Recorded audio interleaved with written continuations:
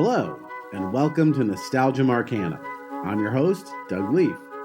Each episode of this podcast, we'll look back on the movies, TV, games, people, and phenomena that we still love talking about all these years later, and ask ourselves why these bits of pop culture still enchant us today. This week, we'll be revisiting... I wanna be a Care Bear. Oh, it'll be so great when I'm a Care Bear. Well, I can hardly wait to be a Care Bear and do the things that Care Bears do. Oh, I wanna be a Care Bear like you. You do? I'd be like sunshine and make the sun shine. I have a heart like lava-lot. I'd be like Wish Bear and always be there. We'd be the luckiest bears in Care-a-Lot. I wanna be a Care Bear and fill the world with love. To be a Care Bear is what I'm dreaming of. We make a great pair. We stick together through and through like glue. I don't wanna be a cook or a fireman. Don't wanna play trombone in the marching band. I just wanna be a Care Bear like you. Just wanna be a Care Bear. If you're like most people, you just want to be loved and hugged and snuggled and possibly spied on from the clouds. And that's where the Care Bears come in. Because today we're talking about not just a show or a movie, but an entire franchise that has existed since the early 80s, entirely devoted to the idea of love, spelled L-O-V-E, and probably L-U-V as well. So I'm really excited to dig into this, and to help me do it, we have a guest. She is one of the rotating hosts of The Level on the Duck Feed network of podcasts, and she's also the host of her own show, Jala-Chan's Place. Please welcome to the show, Jala Prendes. Yay! Yes, I clap for myself. I'm bringing that Care Bears energy right from the top. Yay! You earned it. This whole show is going to be a lot of yay. Jala, let's talk about Care Bears. Why did you want to cover this subject today? Well, I have lots and lots of memories of Care Bears, but I have a long-standing relationship with them from when I was very little, and I had two of my own plush Care Bears. I had Tenderheart and Loves a Lot, and one of my formative, horrified memories was when my Loves a Lot bear fell in the toilet. It was not a used toilet, but it was a toilet nonetheless. And so even though it was quote unquote clean water, it was a gross place. And I was horrified because I was one of those kids who kept their stuff super clean. And so like anytime there was a mark, a flaw on any of my figures, or even the little cheap stuff we got from like the little vending machine, quarter machines and stuff, I would always just be so upset. I didn't want any marring on my toys whatsoever. I never brushed the Barbie's hair because I knew that would mess it up, that kind of thing.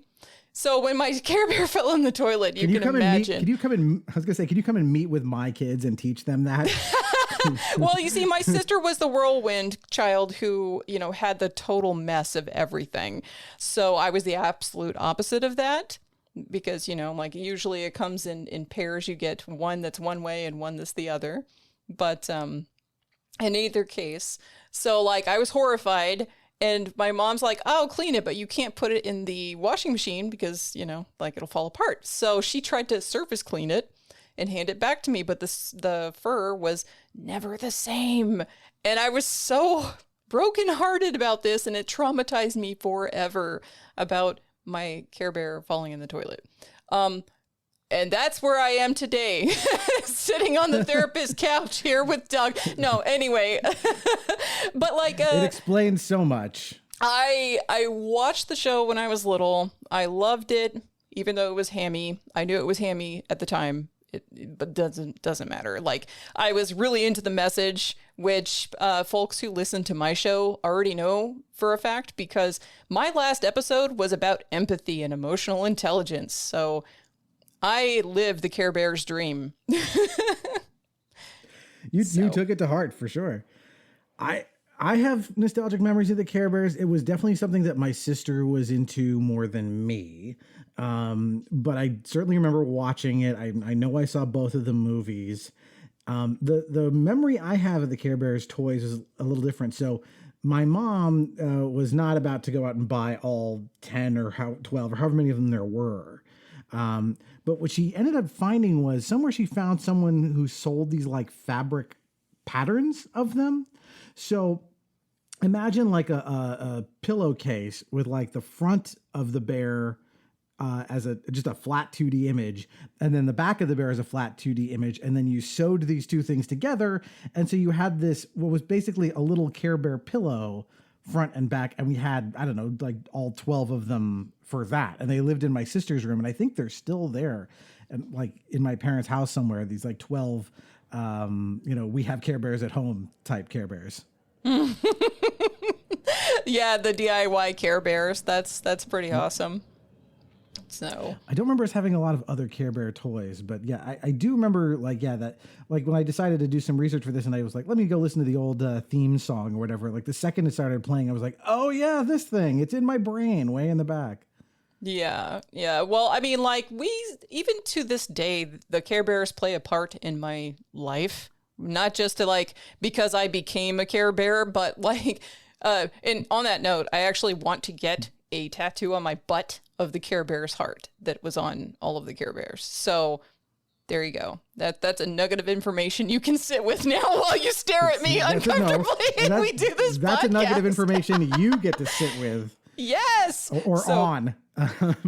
That's the kind of energy I bring. So anyway, but yeah, like the thing is that like I live with my disabled elderly parents because they need someone to take care of them. So I'm around them all the time. And this means that my parents, who have retained knowledge of Care Bears from 7 million years ago, continually talk about Care Bears and talk about, when I was 4. So, right. They're like, oh, hey, what was that character that did this? And then my dad would do a little dance and that kind of a thing. And it happens all the time. It happened with Beastly, one of the characters from the TV series, like the original cartoon series back in the 80s. And he kept on like, oh, who does this? Oh boy, oh boy, oh boy, oh boy, oh boy. And I was like, I have no idea. But then when I was doing some research for the show and I was rewatching it, I was like, oh my God, I got to show my dad.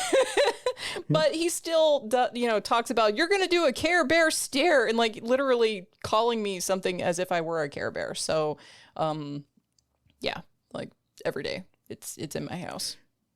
Do you have like a bear that's your bear? The one that you like the most? Yes. Not only have I actually a physical Grumpy Bear plush that I have that's on my bed still to this day. Yes, at my age. But also I had a onesie that I wore for a while. And then I also had a costume that I wore for pole dance when I was going to a Halloween choreography workshop thing. And so I dressed as Grumpy Bear. Grumpy Bear is my favorite. Why Grumpy Bear? Well, first off, he's the only one that has like a unique expression of the Care Bears. Like if you look at all the Care Bears dolls, they're all just the same vapid expression, except for Grumpy Bear. He's got like the skeptical eye. He's always got the skeptical eye. I love it. But also, Grumpy Bear is the only one who like gets anything done. They're all like, all the other Care Bears are like, doop-a-doop-a-doo. And then Grumpy Bear's stuck taking care of Care-a-Lot, watching the kids, hugs and tugs. He's up in the clouds, trying to repair crap all the time and, trying to save the day from behind the scenes and also watching children in the process. He's just a very tired dad. That's all it is. He's a supportive, tired dad. Calling all cares. Calling all cares. Love-a-lot and Playful Heart report to the city park. Kids scaring squirrels. Wish fair and good luck. Check out the laneway in Sector 8. Students painting on walls. All this uncaring is getting way out of hand. But we'll put a stop to it if it takes every last member of the Care Bears family to do it. Care 54, where are you? 54 here. That you, Grumpy? No, it's Happy. Of course it's Grumpy. Have you got your orders, Grumpy? Yeah. I'm supposed to help a grumpy boy named Alvin. Over and out. He is the one kind of, I guess you're right, kind of holding the whole operation together while they're all just doing whatever they feel like and cavorting. Yeah, like I like Grumpy because he's unique. All the other ones are just so samey. I mean, they eventually developed personalities of their own, but especially in the very early 80s, they didn't have individual characteristics. There was just palette swaps, with the exception of Grumpy Bear and Bedtime Bear, who was always asleep. So, well, and Grumpy Bear is also the only one with like who's sort of based on a negative emotion. Yes. You know, everybody else is just like some version of like happy, love, sweet bear, or whatever they're going to call them. Like he definitely, like, you need him to be sort of the outside eye, I guess, or the black sheep of the group. Yeah, well, and that's part of the thing. So, okay, in the show, they originally had individualistic powers. So once upon a time, even though they didn't have individual personalities, they all had individual powers. And so, like, when they used their little tummy symbols and they were doing magic with their tummy symbols, like Tenderheart would create hearts, but he would create like a heart balloon or heart lily pads for them to get across some water, or heart picks, I guess, to go rock climbing up the sheer side of a cliff. And okay, cool. That's a very specific power that he's using to do something. But like, what would Grumpy Bear's power be? He creates rain clouds. He makes people upset. Like, if he actually shot you with a Care Bear stare, what would actually happen, if it was going by what's on his tummy? Yeah, I don't recall him ever individually staring anybody. He's usually just part of the chorus as they all do it, which I guess if people don't know.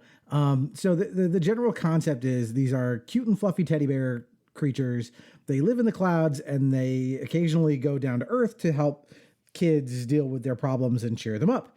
And, they have, each of them has this bespoke symbol on their stomach that kind of matches their name and their color and kind of their point of view, I guess, for lack of a better phrase. And that's kind of it. But like, yeah, Grumpy, like, he's got that little rain cloud on his tummy. And then the last thing is, you mentioned a couple times, the Care Bear stare, that when they're all out of options, they just blast you with a laser on their stomach until the evil person finally gives in and becomes good. Which feels very 80s to me, of just like, yeah, caring and empathy, that's all good, but eventually we're just going to like violence you until you give in. Well, it's so good too, because like, it wasn't until revisiting it that I even conceived of the notion that the Care Bears are using magic spells to solve their problems. Like, okay, well, that is true. Like, they're saying a specific incantation and then they're shooting magic out of their bodies at you. So, okay, why not? Yeah, but you're right. I do remember vaguely that thing where the tummies were kind of used. They had other uses other than just being this like cheerful particle accelerator, where they, like, I remember Luck Bear, I think was my favorite only because he was green and that's my favorite color. That's as far as my thought process went on Luck Bear. But he has a clover on his tummy, and I seem to remember him like somehow like pulling a clover out of the one on his stomach for something. It was kind of like that moment in Superman 2 where he pulls off that like a cellophane S from his chest somehow and throws it. Yeah, well, like Wish Bear or Good Luck Bear. Which one did you say? Good Luck Bear? Luck Bear. Good Luck Bear. Okay. Yeah, Good Luck Bear does actually manifest the little 4-leaf clovers and tends to have good luck. Like, there was one thing that I was rewatching that was Good Luck Bear and Grumpy Bear, and Good Luck Bear says, all we need is a little bit of luck, makes a little, 4-leaf clover, and then like whatever the luck was happened, of course. Gosh, I am so unlucky. I bet I'm the unluckiest person in the whole world. I bet I'm the unluckiest person in the whole universe. Maybe she's right. Hello? We're the Care Bears. And the Care Bear cousins. I'm Millie Jacobs, but you can call me Jinx. Everybody else does. Millie, don't you know that there's no such thing as bad luck? Maybe not if you're a Care Bear, but there is if you're a little girl. Black cats run away when they see me coming. Oh, Good Luck Bear, maybe... Oh, do lucky charm? Well, I think that's a fine idea. Oh, what's in the box, Good Luck Bear? Millie, there is something in this box that could change your luck forever. But you must not open it until you have our permission. Oh, no. I won't open it. But will the charm work? Millie, you can do anything now if you really try. Thank you, Good Luck Bear. Thank you all. Oh, this is the happiest day of my life. When Millie does open that box, I think she's going to be very, very surprised. And then Wish Bear in the original first animated film that they did like a special that was Care Bears in the Land of No Feelings or something like that. And in that special, Wish Bear's like, I wish, and then nobody would let Wish Bear finish. Well, then Wish Bear's like, nobody lets me finish. I just want to say my wish. And I wish everybody was together. And then it just deus ex machinas everybody who's been like lost along this grueling path during this whole story of going through the land of no feelings. You know, they just get deus ex machina'd right to where they need to be all at once. Don't question it at all and go, okay, let's take down the bad guy now. And it's like, you know, like that's the superpowered one right there, Wish Bear. I was going to say, he's a little OP. So is Luck Bear for that reason, right? It's just like, I can just make good things happen. Mm-hmm. Therefore, I win this story. Right. So, but they are like, I do like that they have this sweetness to them that is different from a lot of their like 80s cartoon contemporaries, right? Like we did an episode on Masters of the Universe, the movie, actually, not the cartoon, but nevertheless, like there's that world of this pipeline, right? Of like, we want to sell action figures or whatever. So we're going to make up these action figures and then we're going to hire a company like Deke to come up with some cheap animation and some lore. And we're going to sell you this show to then sell you like a cereal, right? Like that was very much just the 80s. Everything was just this conveyor belt to sell you stuff. And at least the Care Bears, while a conveyor belt in that mold, we're still based around the idea of like, we're going to teach kids about, you know, being kind to people as opposed to like, you know, we're all about just transforming robots.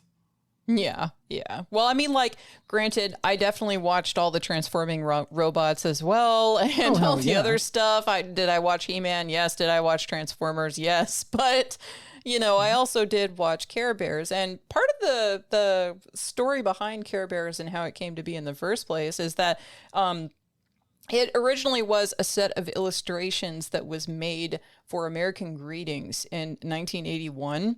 And although they had a few other people working on it, which we'll get to, the main artist who created the stuff that everybody is aware of is Elena Kucharik.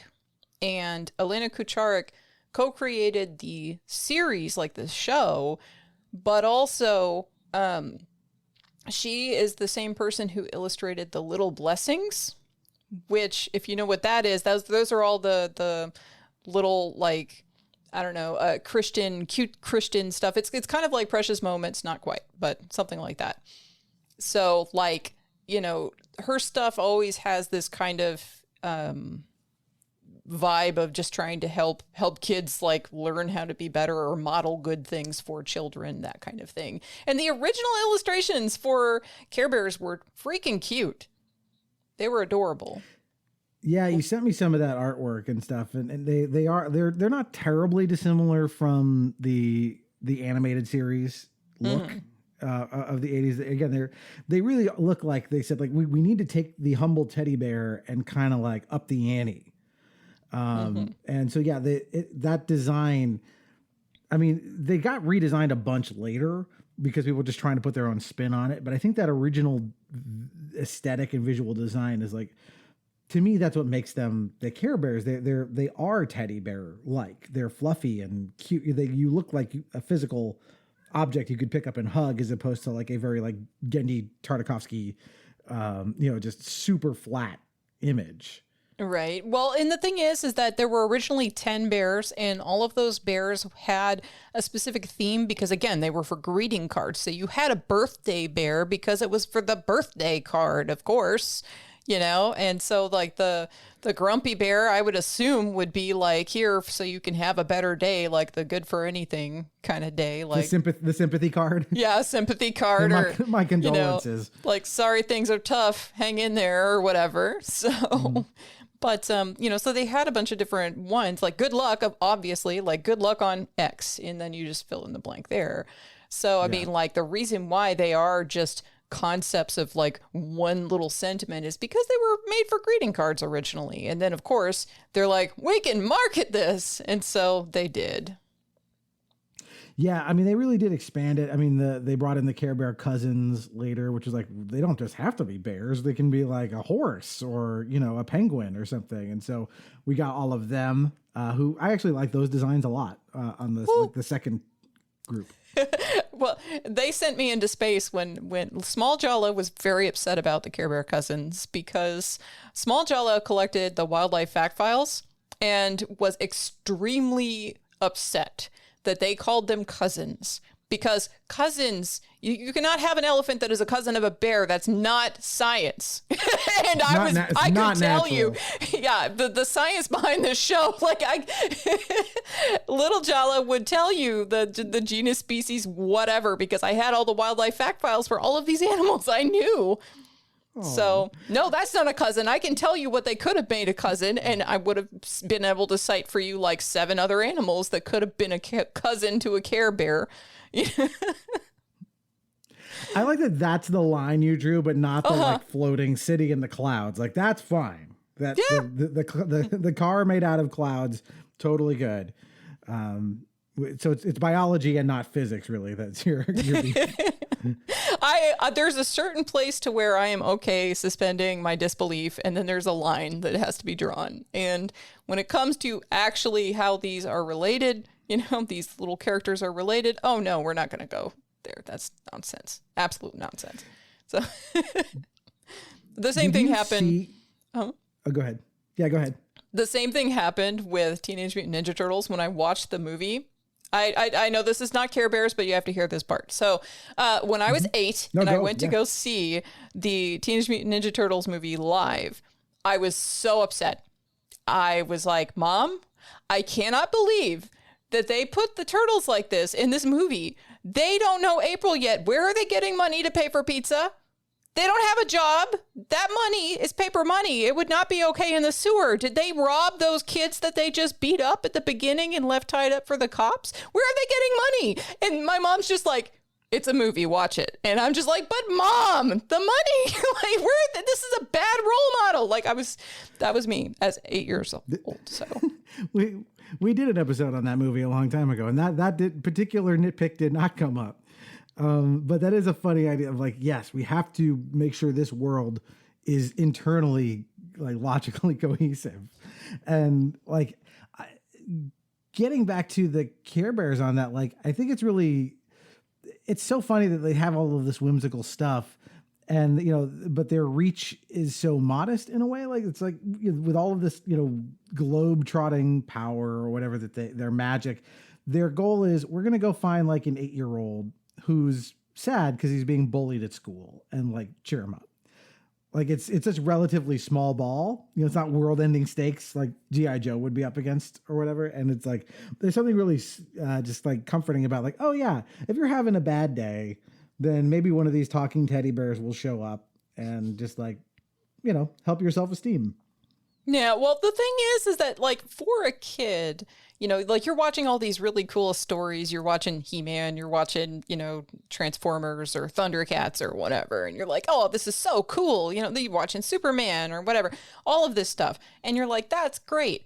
But none of those characters concern themselves with the average Joe, let alone a little kid. So, like, the fact that they made plush dolls, and then the show was emphasizing that these bears are there for you, meant that, like, your toy, therefore, by extension, would be there for you. And so that would give a kid who is feeling bad a way to comfort themselves having the toy. So, yes, while it's selling you a thing, it's also trying to sell like a message that is really important to the kids and everything. Although it is, of course, absolutely hilarious that these bears that live in the sky and, have all of this power to do basically anything, especially Wish Bear, decide that they're going to focus on helping all of the, people in the world learn to care by only talking to prepubescent children in the United States. One at a time. On an as-needed basis. Yeah, Wish Bear never is like, hey, I'm going to wish for an end to child poverty. Yeah, does it, right?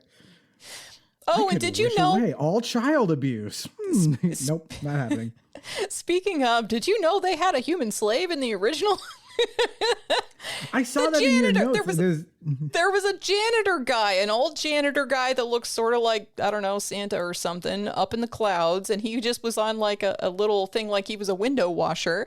And he was just there with a bucket and some overalls. And he was the narrator for the very first special. And then like he would just talk and go, and then the Care Bears XYZ and whatever. And then eventually they just got rid of him. He just quietly was just put out of his misery off screen. I don't know what happened, but he's just like a human stuck in the clouds, never explained, never talked about, never directly interacted with the Care Bears, interacted with the Star and Heart buddies, but not the Care Bears themselves. So. Whoa. Hello there. Welcome to Carolot. I'm the Cloud Keeper. And this is the magical home of the Care Bears. Now, the Care Bears are no ordinary bears. Oh, no. They have a very special mission to help people share their feelings. Hey, what about us? Oh, how could I forget Baby Tugs and Baby Hugs, hugging everything in sight. Baby Hugs? Where is Baby Hugs? No, Baby Hug. What? Dear me, what would happen if I weren't here to take care of you? Don't worry, Grams Bear. I'm big enough to take care of myself and Baby Hugs. I'm a Care Bear. What? No, that Baby Tugs just can't wait to grow up so that he can join the bigger Care Bears on their missions. He lives in the basement? I don't know. No, he fell. I mean, that's the one thing about Carolot. It's pretty dangerous. You're, however many thousands of feet in the air. I had forgotten about the little guy. And yeah, there's the little like stars and hearts that populate the world of Carolot where they live. I don't know what they're there for other than I guess to just make it feel like, well, it's not just these like 12 bears that live here. There's like an ecosystem. Well, the Star and Heart buddies every once in a while will do stuff where like they'll just show up and then they'll convey messages or they'll like open a cage or something. Like every once in a while they do something. They do occasionally take part, but they're not like characters with names other than Star and Heart buddies. So. But we also don't see, like, where do the Care Bears live exactly? Where do they sleep? Do they eat? Like, nothing explained. It's just like there's one building that looks like a heart that has some stuff in it. And then there's, like, roads that are made out of rainbows. And then there's cars. And that's it. And then the telescope where they're spying on all of their so-called friends on the Earth. So that's normal. Yeah, I see. That's weird because in my memory of it, and obviously you've done the research, and I thought I remember like you see them like sleeping in their little beds and stuff, and like sort of like they have like little like Smurf houses or something. But I guess not. Like you really don't see the behind the scenes. I guess at Carolot, there's just that one multi-purpose room. You see the round table where they all come and hang out and talk, and in that one building, and then like most of the time, there's only ever like one, maybe two buildings ever shown. In Carolot, the rest of it's just clouds. But I don't know. I didn't watch all of the series over again to see it, so it may be that nor should you. Well, I mean, the thing is that like they had a human slave window washing guy hanging off the bottom of Carolot originally, so who knows? Maybe they have beds and they just show up and then disappear again and are never seen and not talked about. I don't know. Yeah, again, much like the Ninja Turtles, we don't know where they earn money for this, or where they get the resources they need to take care of everybody. But it is like, it's interestingly like, again, like it's as uncynical as an 80s toy line can be. because of this stuff. Because I was thinking about like, what are other things that are like in the same category as this? And there's Rainbow Bright, there's Strawberry Shortcake, there's like the Hug-a-Bunch. There were some other things like this, but none of them ever were quite as direct about like, our mission is to care for and teach caring and defeat evil, all of which comes in the form of just like, we are against caring and love. Like it's as black and white as possible.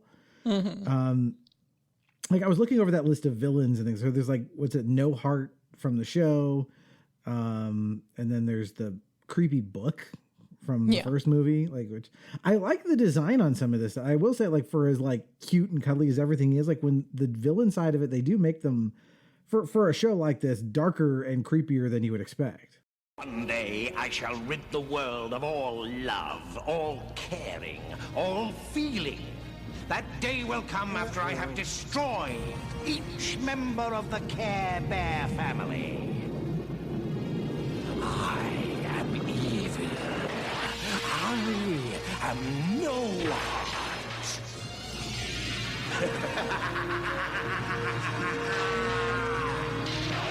Not even the goodness of Care-a-Lot can stand the power of my amulet.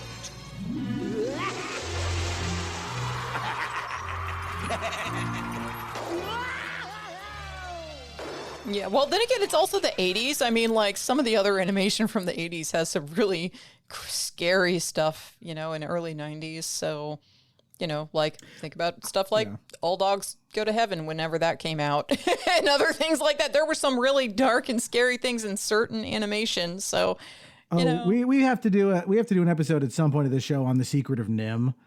Yeah. Like, what a fucking dark nightmare that is. But like, I do miss that about animation. Like, I feel like kids animation has gotten a little less willing to go to some of these dark places. And you look at like especially even going all the way to back to like Disney in the 30s and 40s and stuff.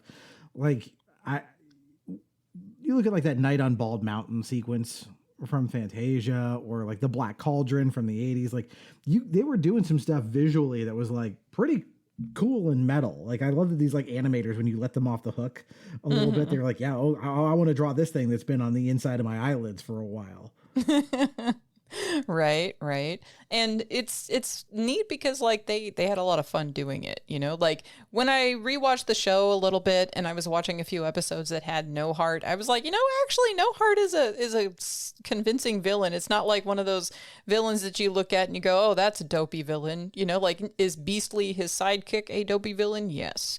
But, you know, No Heart himself actually looks pretty scary. And like the evil book, it looks scary, you know? So Nicholas.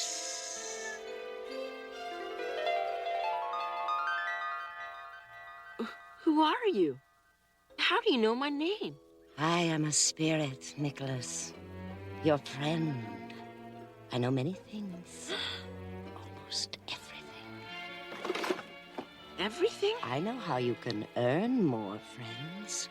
Really? How? With magic. Magic? Oh, not his magic tricks. I mean real magic. Magic that can make your fondest wish come true. You mean you could use magic to get people to like me?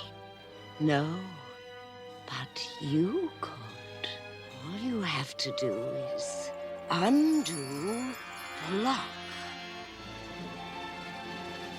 No, don't.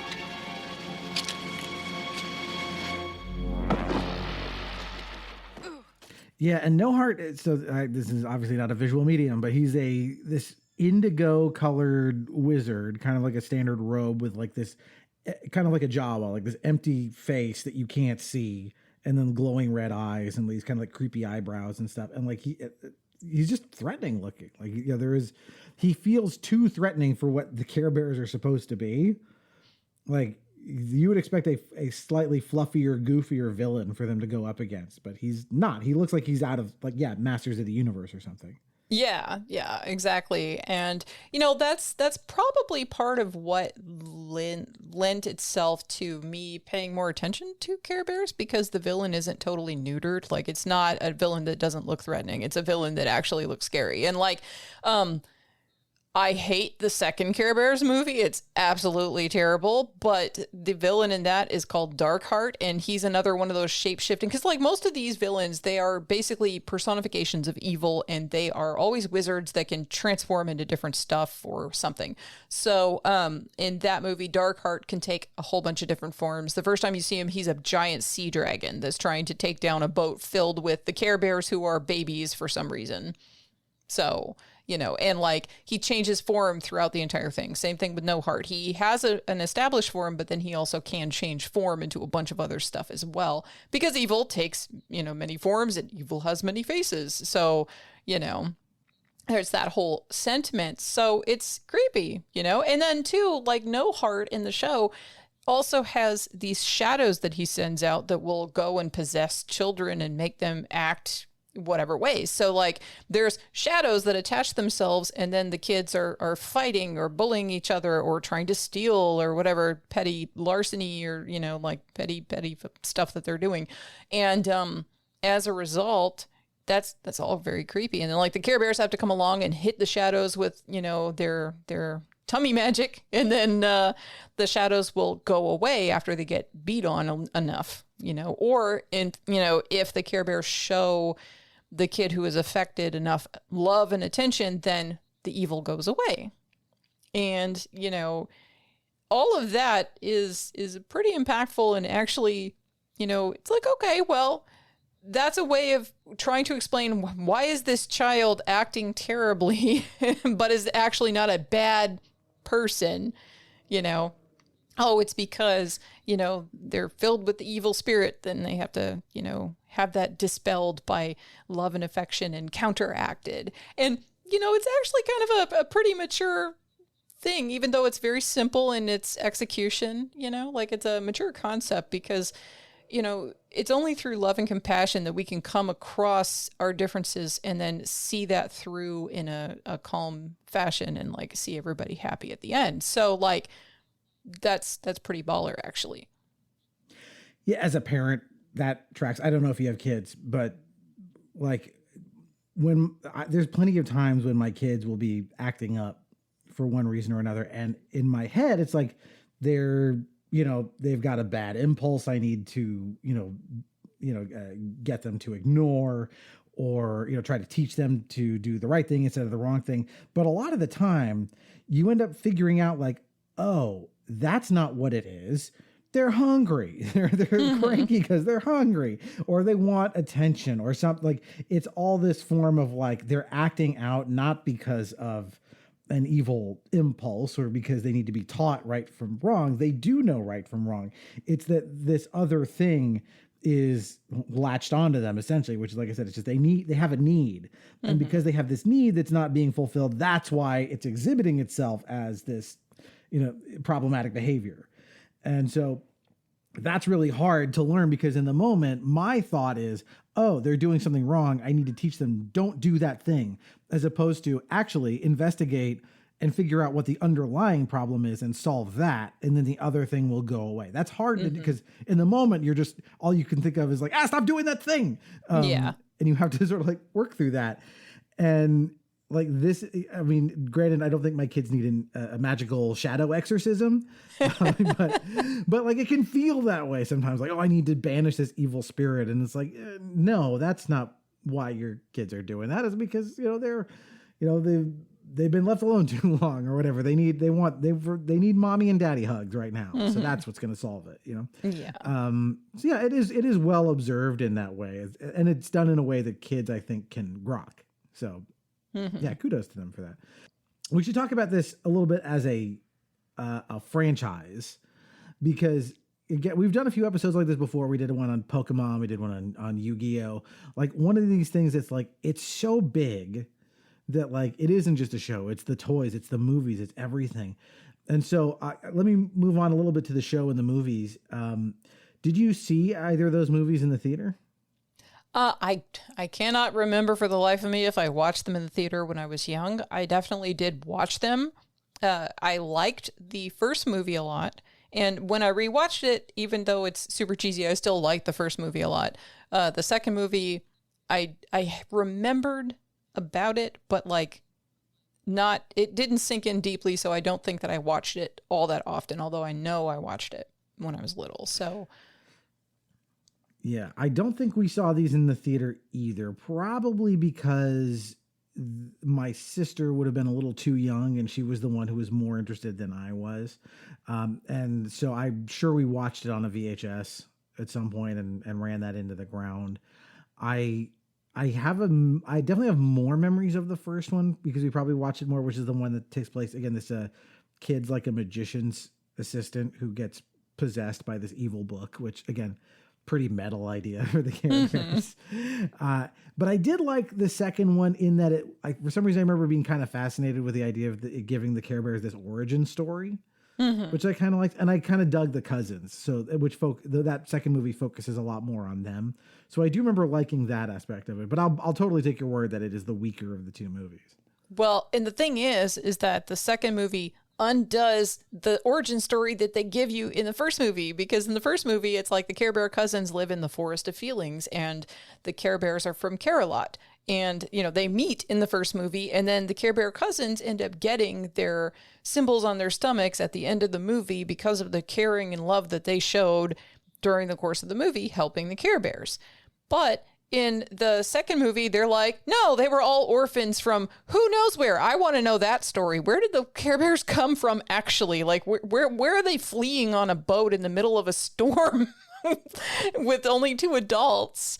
And then, like, they're all together on this boat, and then they end up, like, crash landing in Care-a-Lot or whatever. Oh, yeah, that's right. No, they were taken up by the weird star god figure that just comes out of nowhere and just brings them on a rainbow up into the clouds, and that's where they live from now on because the big star said so. Well done, my little star and heart buddies. Our search is now over. We have found the 2 creatures whose love and kindness for others is so great that it sets them apart from the rest of the world. From this day forth, because of their great love and caring, these 2 shall be known as True Heart Bear and Noble Heart Horse. And as they have helped and protected the little orphan cubs, they shall help others to share their feelings and protect everyone from Dark Heart's evil. And this is how the Care Bear family began, a long time ago in the Kingdom of Caring. They don't ever explain that either. Like, okay, why not? Yeah, I feel like cartoons of this era were not as concerned about the continuity. So they're totally willing to just like, okay, well, just here's a new script. Kids aren't going to care. Different origin story. Like now it's in the world of the like post MCU. It's like, no. This shit has to connect up because somewhere some nerd on the internet like us is going to dissect it and point out, cinema sins, every little like error. Which I don't, again, this doesn't bother me that these 2 movies don't jive because that's not the point. It isn't. But it is very funny that like, I get that you don't have to care about continuity, but it is a little weird that it's like somebody who worked on the second one was involved with the first one. They should have said like, wait a minute. You could just watch it. It takes an hour and a half. You can see what happened. Then you write another one. Well, you see, the thing is that, again, Child Jala was very, very much like, wait a minute, that's not what you told me. That's different. Like, example, Child Jala went into the Girl Scouts briefly, only briefly, was told by parents, you have to go door to door and go knock on doors and sell cookies to people. Was like, wait a minute, you told me that I'm not supposed to talk to strangers. You want me to go up to a stranger's door and like just go unsupervised and go just knocking on people's doors and talking to them and trying to hit them up for money? Like, whoa, that's a big no. They're going to steal me. No, that's a bad idea. I don't like this. You're not being consistent in what you're telling me. So that was me as a child. You're like, oh God, your parents. Bless your parents. But Yeah, hey, it was the 80s. It was a different time, right? I was listening. Outside and do whatever. I was listening to what they told me, and I took it to heart. I stayed away from unmarked vans and things. I knew not to take candy and stuff. Yeah, the movies, there were other movies after that, but the first two movies were the ones that I ever watched. I never watched any of the later stuff. They did end up having, like, in the 90s, in 91, they did a Care Bears Care for the Environment special, which was kind of like a little short movie or, you know, whatever, original animated video trying to reboot Care Bears after the 80s. And then, like, it was rebooted 7 million times after that. And then every single time that they rebooted it, they gave the characters an overhaul and tried to make them more modern looking. So, like, one of the incarnations, I think the last incarnation from 2019 really looks like Steven Universe, for example. And it's egregious to me. Like, I don't like the artwork of Steven Universe, so I do not like the way that looks. But that is a totally different note. But, like, they updated it. I think it was 2005. It looked more like Dora the Explorer. There was a terrible section of CG when everything went CG for a while, and you know, like, it's just, they tried to keep bringing it back and making it more modern so that little kids of that day and age will enjoy it. And I don't know how successful they've been. Like, I don't know how many people know that Care Bears has had so many different reboots. I mean, we're talking 1982 was the original show. That's when I was born. Then it was 1991, 2002, 2007, 2012, and 2019. So every several years, they just bring it out again. Well, I'm sure they just figure, hey, you know, the group of kids that this is targeted towards aged out of it, so we have an opportunity to sell it to a new group of kids. But yeah, so it's hard for me to know, like, how successful this is. My two kids have not watched any Care Bear stuff. That's just something they just didn't. It's not because we tried to, you know, shield them from the Care Bears. It just didn't happen. They ended up watching other stuff. And I'm trying to think of what they did watch that would have, like, filled that role. They watched a lot of cutesy stuff, but never, I don't know. The Care Bears are so sort of uniquely quaint, you know, and, like, simplistically sweet. Like, they're a little bit of the same. What was it? Davy and Goliath, like stuff like that, where it was just like, being good is nice. Yeah. You know, like that seems like a too simple idea, but I almost feel like, man, kids need a little more of that sometimes. Yeah. But I don't know what has filled that role in recent years. Even like probably these reboots of the Care Bears are probably a little more like snarky, and they got a little more of a modern sensibility to them. Oh yeah, I'm sure, because, you know, the style of animation in recent years is vastly different, and, you know, like the mode of storytelling that is done in that animation is vastly different. So, you know, I should have probably watched one of the newer Care Bears things, but it's so visually egregious to me, I didn't want to. I was like, no, I'm going to talk about the nostalgia factor, the stuff that I watched when I was little. That's what I'm going to talk about. No, I think that's the right call. I mean, you know, not only because that's sort of more the remit of this show, but also because, like, I think that the original conception of this is more the platonic ideal of what Care Bears are, right? As this, like, messenger of goodwill and good lessons. You know, you can pair this with, like, Mr. Rogers, right? And I don't know. I feel like we do need something that fills this role, even if it's not a reboot of the Care Bears. There need to be characters that teach kids this stuff, and I don't know where it would come from now. Even being more keyed into the stuff kids watch now, obviously, than I used to be. Yeah. Well, and that's part of the thing. It's like, when I was little and I was watching this, because I was such an analytical child and continue to be as an adult now, I was really aware that they're trying to foist a message on me, right? And I knew it was cheesy. And I will tell you, when I was rewatching the first movie, I cried. I got choked up and I cried. And I'm like nodding my head and going, yeah, this is, yeah. And I was messaging you and, you know, blowing up your phone with screenshots because I was like, this right here. this stuff, because like I took it to heart so much, and I was like, no, this still, even though it's super cheesy, like, the message really did hit home for me, and really did, it got ingrained in my entire psyche. So and even knowing that it was being foisted on me, like, it was trying to tell me a message, like everything in the 80s was doing that. G.I. Joe had their PSA messages, and all the other shows had their little PSA messages. Joe says whatever, and that's cool, but like Care Bears, I understood why they were trying to foist this on me, why they were trying to teach me this. And I understood that it was important to actually learn that lesson. And so I listened.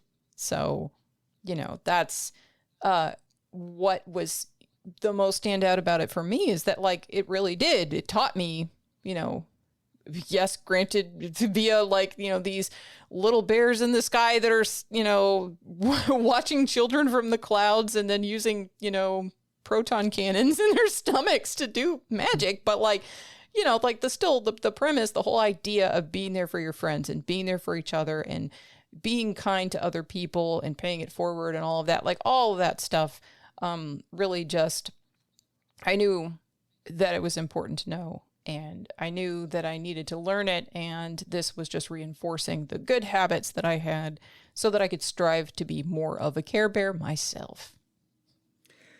There's a quote, and I want to say it's Roger Ebert, but I can't be 100% sure.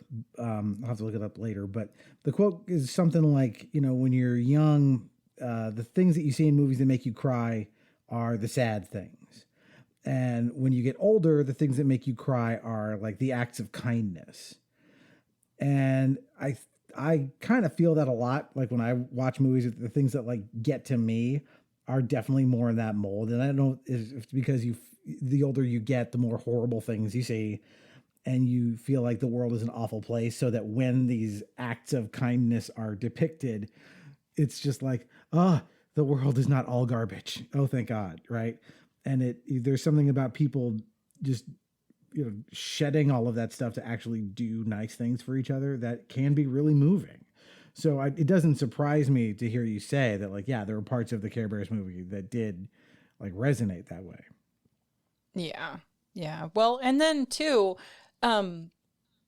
what was also an important message from the Care Bears was the fact that like the characters in something like the movie, for example, Nicholas, the character that is the assistant of the magician who never had a friend in his life, according to the story, he feels really isolated and alone, and like nobody is ever going to be nice to him and nobody's going to care. So therefore, why should he care? He's going to teach everybody a lesson, blah, blah, blah. And, especially when you're a kid and you're learning all of your social skills and learning, how to behave in society, and you've got the friend groups, and there's this seeking of where do I fit in and everything.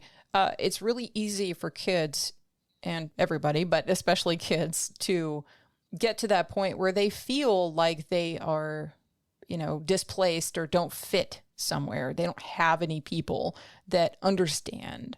And so, like the part of the message of the Care Bears is that there's always somebody out there who will and can be that person for you as well. And you're not really as alone as you think you are. The people around you sometimes just don't understand where you're at, but like you can get there, and you have people around you. You have some kind of support network, and that's super crucial. And, on my show, I've got some episodes coming up this coming year that are going to be on the international crisis of loneliness, as is quoted from Alok. And there's going to be multiple episodes on that. And especially like post-pandemic, and with everybody, still a lot of people work remote and everything like that. There's a kind of a lack of connection these days that is just rampant in our society, that makes it hard for a lot of people, just to feel that connection with each other. And Care Bears is about that connection. It's about that connection over distances, or, with people that maybe you didn't know that you would like, or whatever, so. Yeah. I mean, to jump into that concept of loneliness, because that is actually at the heart of a lot of these episodes and the movies, right? Of like it's the quote unquote evil, the way it's manifested in the show and in the movies is often the result of someone feeling that no one cares, right? That these people are alone, and the Care Bears kind of come in and they solve that problem by, one, being a friend to these characters. In fact, I believe in the second movie, they redeem the villain who is like an evil elemental, basically, by showing him the power of, friendship and community and such. What? You must bring this child back from where I've sent her. We can't. It would take more love and caring than even we have all put together. No! You've got to do something. What good is all your love, your caring, if it cannot save this child? If you can't help, who can? We care. We all really care. There have to be other people who care as much as we do. People somewhere, anywhere. If all of us and everyone, everywhere, all care together, it just might be enough to save Christy. Everyone hold hands. And together, open your hearts and your ears and listen real hard for the voice of those who care. We care. We care. We care. If you have ever cared, do it now. Help us. Tell us you care. Tell your friend next to you that you care. We care. Tell them how much you care. Tell them again. Say it. Shout it. Help us. We care. We care. We care. We care. And we don't deal with that often enough in our lives. I think there is a lesson there for adults as well, that like, we, especially now in our very digital world, as we talk to each other on a Zoom call, we are sort of isolated even within our communities, or we form bubbles around ourselves that seem comforting because they keep out all the bad stuff, but also we sort of make our own prisons. Exactly. And yeah, in the second Care Bears movie, they reform Darkheart, and Darkheart starts to feel bad for Christy, the character that, he's been dragging along and ensorceling this entire time, because she straight up dies. And Darkheart ends up having to wish her back, because the Care Bears are like, if all of us care, we can bring her back, like from the brink of being gone forever. And so not that caring about someone is going to bring them back from the dead, but, like caring can do a lot of heavy lifting when it comes to helping people get out of sticky situations. So. Yeah, well, I mean, I think that says something, right? That we've been talking about this for a while, and the message is actually like filtering through, right? The message that the creators wanted was to instill in all of these kids from the 80s this sense of like a need for caring about your fellow man. And the more I look around at my generation, the more I'm kind of impressed that like, yeah, we're not quite like the boomers. Like we're not, as generally, I feel like we are a little more empathetic than that generation. It's not so much we were born in the me generation, but that ended up not becoming us. To at least to a lesser degree. Obviously, there's more than enough assholes in my age range, but that's not the point. You watch like discourse and stuff, and you think like, all right, there's a lot of people out there that really do understand like how to care about another person, and I wonder how much of it is traceable to like being shown this stuff as kids, like actually people taking because I can't think of shows like this from before the 80s really that were geared so much towards like it was like teaching kids manners but not ethics.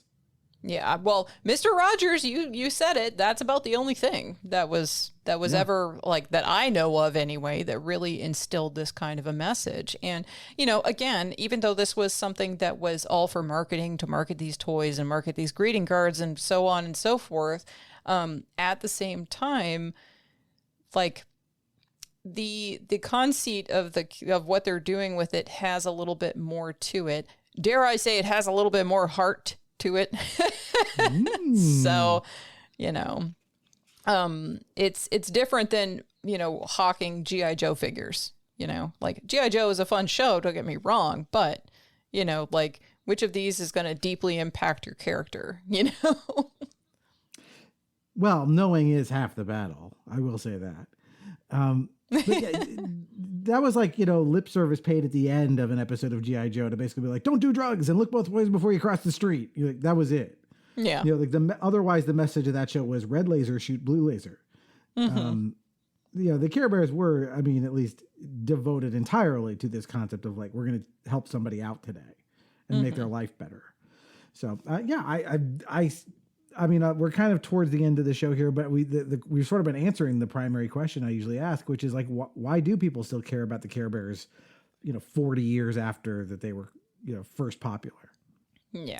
Well, it's because obviously they are watching us from the clouds and they're going to come down and find you if you don't care anymore. Oh, wait, you're not a child. Santa, yeah. Wait, you're not a prepubescent child. Never mind. They won't come for you. It's okay. Yeah, they never go out. They never find somebody who's like, about to buy their next, prescription fill of antidepressants and go like, wait, we can help you. Right. So sorry, adults who are suffering. Yeah.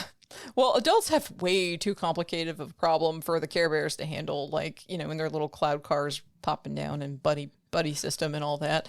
But I couldn't. Yep. Yeah, I could. Tender heart. Let me tell you about my divorce. But so about the franchise though, not only was Care Bears the different TV shows, that kind of stuff. They also had comics. They also had video games. It blew my mind that there was an Atari 2600 video game that was actually made into an alpha that exists out on the internet that you can see. It's not exciting. It's just 2 Care Bear figures floating on the sky. The end. But like, that wasn't made. The first game actually came out in the early aughts.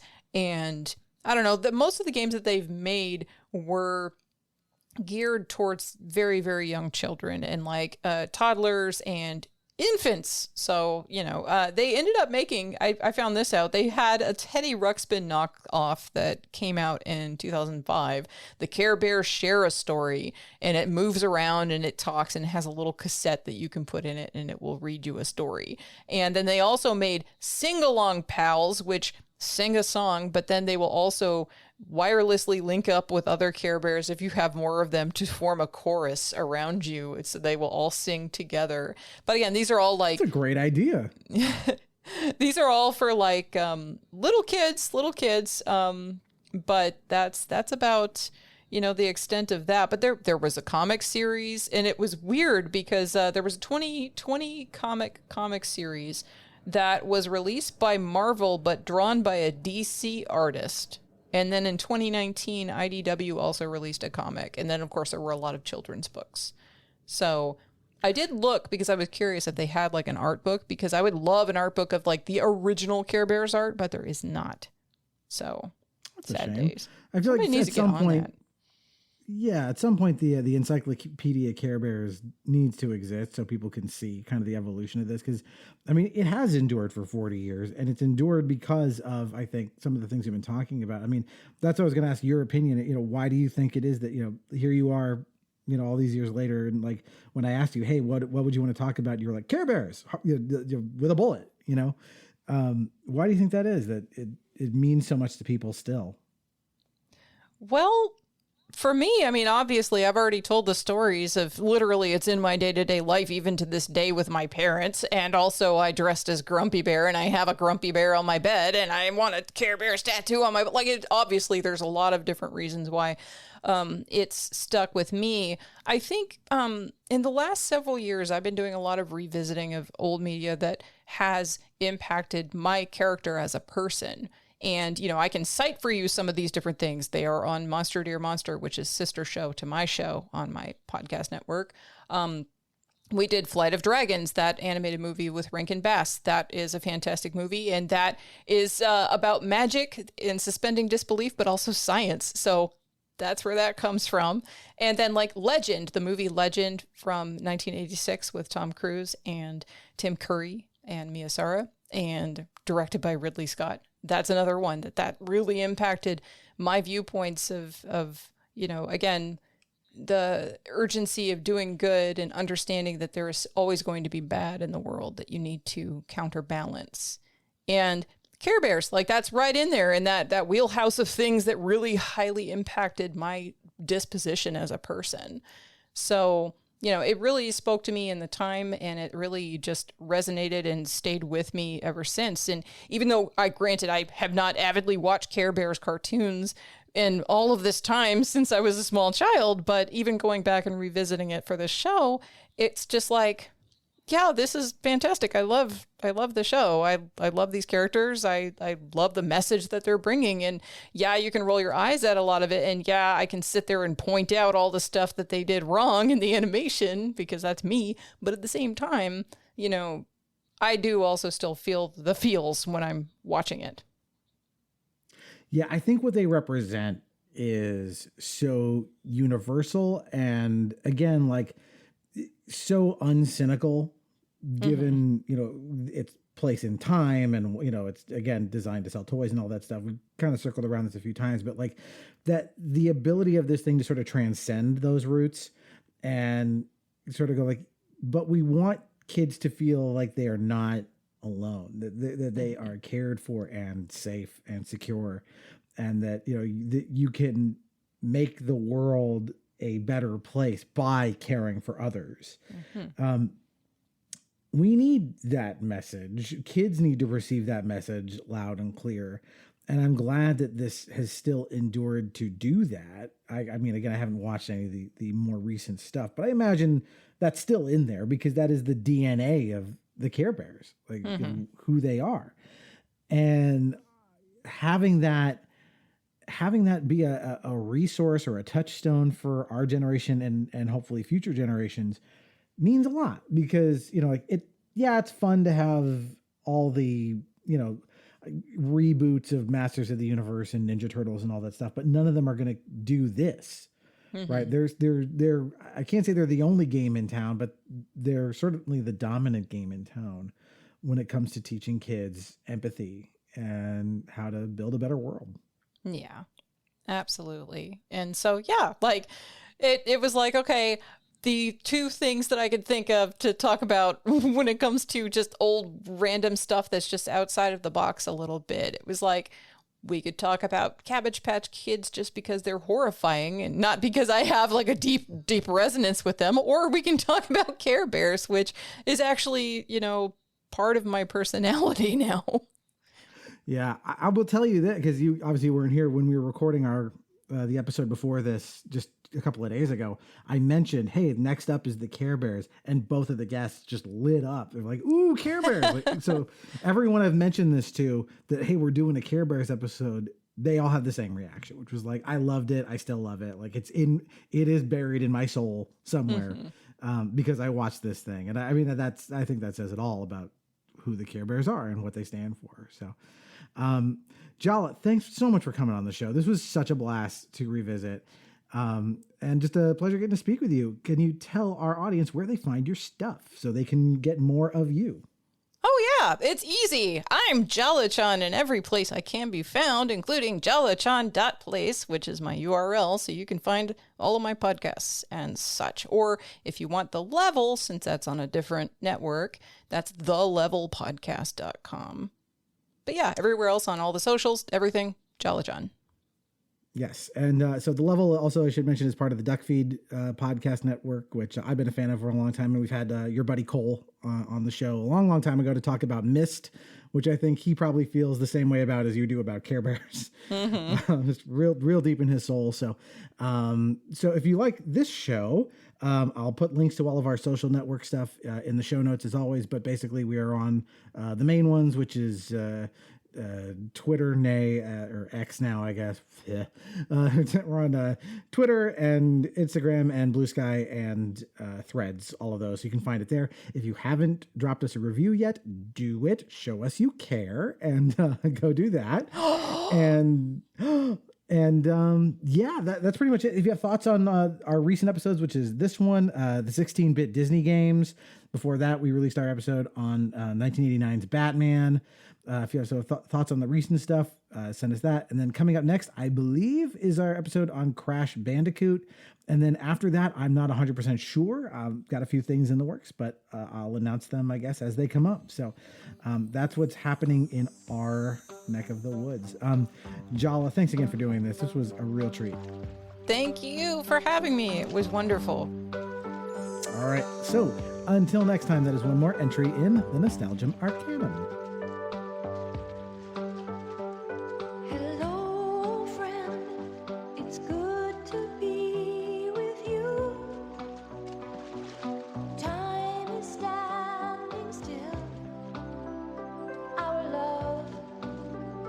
Shines true and bright, it always will. My wishing star has guided all you do. My empty heart you fill. We still feel forever young.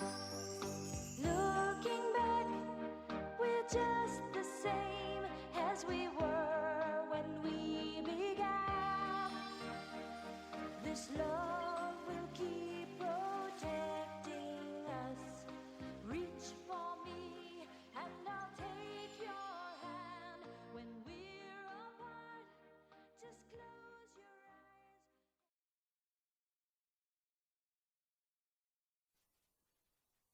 eyes. 54, where are you? 54 here. That you, Grumpy? No, it's... Of course it's Grumpy. Have you got your orders, Grumpy? Yeah. I'm supposed to a boy named Alvin. Over and out.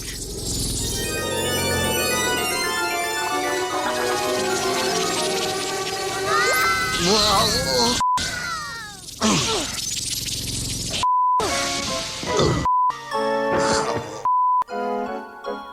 Wow, Grumpy, this is your lucky day. Oh, You've just found an 8-leaf clover, and 8-leaf clovers are very, very lucky. So lucky that if you one, it's supposed to grant you 3 wishes. wishes. Huh. A likely story. Well, make a wish and see if it comes true, Grumpy Bear. Dix, I don't have time. I've got a... Don't you? Yeah. Well then, have a good mission, Grumpy Bear. Good mission. All I ever get to do is people when they're... They never have to listen to someone who's grumpy all the time. Just once, I'd like to be the hero.